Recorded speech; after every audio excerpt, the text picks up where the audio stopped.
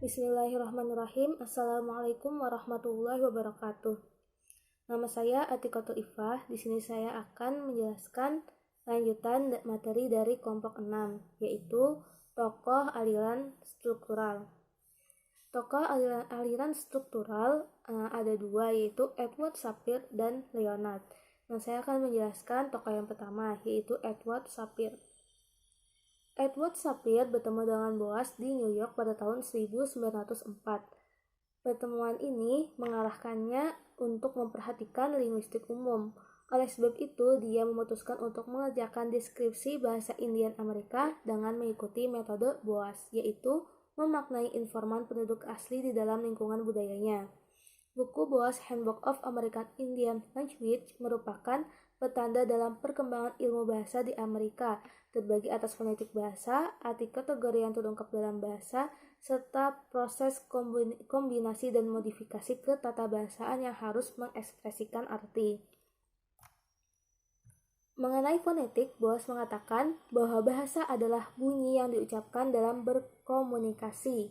Mengenai tata bahasa, dia berpendapat bahwa bahasa menunjukkan bentuk-bentuk isi dan relasi yang menghubungkan bahasa-bahasa itu dengan makna.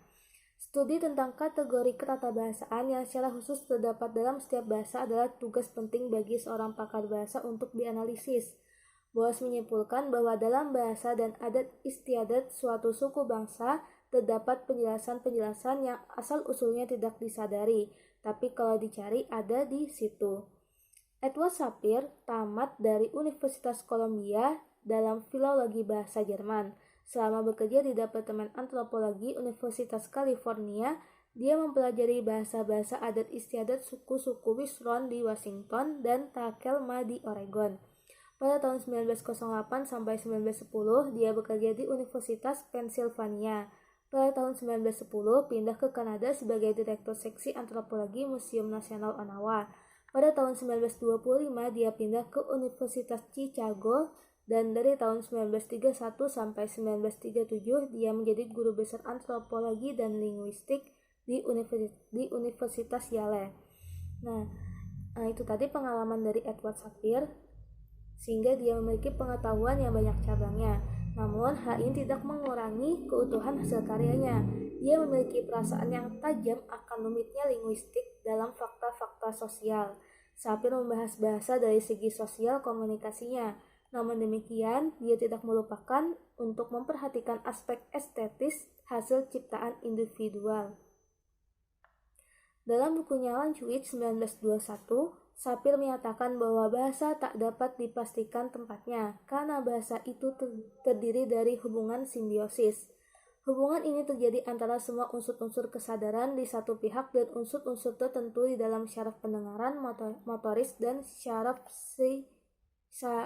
siberal. Dia juga mengatakan bahwa sebenarnya tidak ada organ bicara, tapi yang ada adalah organ-organ yang kebetulan berguna dipakai untuk memproduksi bunyi bahasa. Oleh karena itu, bunyi bahasa bukanlah fakta hakiki bahasa, tetapi hakikatnya terletak pada pengelompokan kelas, pembentukan pola, fungsi, dan bentuk sistem arbitraris simbol-simbol. Bentuk bahasa harus dipelajari sebagai jenis pola, terpisah dari fungsi-fungsi yang berkaitan dengannya. Metode formal suatu bahasa ialah proses ketatabahasaannya, bentuk formalnya, atau distribusi konsep yang berkaitan dengan ekspresi formalnya, yaitu jenis konsep yang membuat isi pola-pola formal itu. Proses ketatabahasaan dapat dikelompokkan dalam 6 jenis: urutan kata, komposisi, reduplikasi, afiksasi, vokalik internal atau modifikasi konsonan, dan variasi terkenal. Dalam bidang konsep, sejauh mana konsep itu direfleksikan dapat diatur dalam struktur bahasa terdapat 4 macam. Yang pertama, konsep dasar, seperti benda-benda, contohnya laki-laki, tindak laku, contohnya pergi, dan kualitas, contohnya putih. Yang kedua, konsep turunan, biasanya direalisasikan dengan meletakkan unsur nirbaku ke unsur baku, misalnya prakata, dan dengan jalan mengadakan perubahan unsur di dalam unsur-unsur baku itu, misalnya gerigi dari bentuk baku gigi. Yang ketiga, konsep relasi konkret, biasanya direalisasikan dengan jalan afiksasi atau perubahan internal, misalnya bepergian. Yang keempat, konsep relasi murni. Biasanya direalisasikan dengan meletakkan unsur nirbaku pada unsur baku atau dengan modifikasi dalamnya dengan kata-kata yang berdiri sendiri atau pada posisi kata yang bersangkutan. Konsep ini dikaitkan dengan unsur-unsur proposisi yang konkret sehingga memberikan bentuk sintaksis. Misalnya dalam bahasa Inggris, the farmer kills the duckling. Terdapat konsep relasi. Relasinya yaitu relasi singular pada kata farmer dan kills dan relasi-relasi antara farmer menjadi subjek, duckling menjadi objek muka, dan di belakang kills. Mengenai bunyi bahasa dikatakan bahwa satu bunyi yang diujarkan sama sekali bukan unsur linguistik. Sistem internal bunyi ini adalah bahasa. Tugas linguistik ialah untuk mengerti bahasa sebagai bentuk. Bukan berarti bahwa bahasa ini dapat dimengerti hanya dari bentuk itu sendiri.